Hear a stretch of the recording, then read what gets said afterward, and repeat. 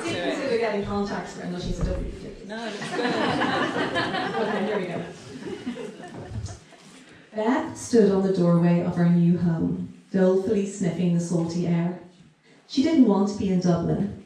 She wanted to be at home in London with her best friend Aisha. But since her grandmother died, the whole family had moved from England across a grey, windy sea to Ireland. It had all come as such a shock. One day her gran was ill in hospital, and the next she was dead. Nobody warned Beth it was going to happen, but afterwards they talked as if they had expected it all along. Oh, she was very sick, they murmured. Only a matter of time. Why didn't anyone tell me? Beth wanted to yell. But she didn't, because Beth seldom yelled. In fact, Beth didn't say very much at all. And since her grandmother died, she said even less. Oh, don't mind her. She's like that with everyone, her mother said to complete strangers, while Beth stood to one side, wondering what she was supposed to do. Babble away about anything at all? It seemed so. Everyone admired her older sister Jess, who chatted about the weather and traffic as if she were 45 and not 15. Our neighbours are rich, Jess remarked, gazing at a gleaming Mercedes parked in the house opposite. We've done well to get it, Bill Boffin said, jangling the house keys. You mean you've done well, darling? Sylvie Boffin kissed him slowly on the mouth.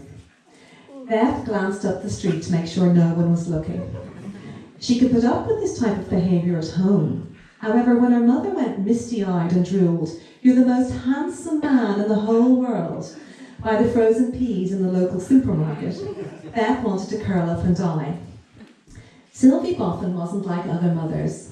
An actress in London's West End, 59 minutes out of every hour she had her head stuck in a script for a play.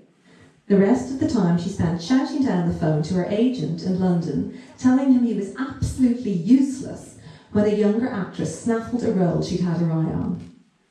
Bill Boffin didn't roll his eyes when his wife still languished in her pyjamas at midday, put no food on the table in the evening, and left the washing basket piled so high it toppled over.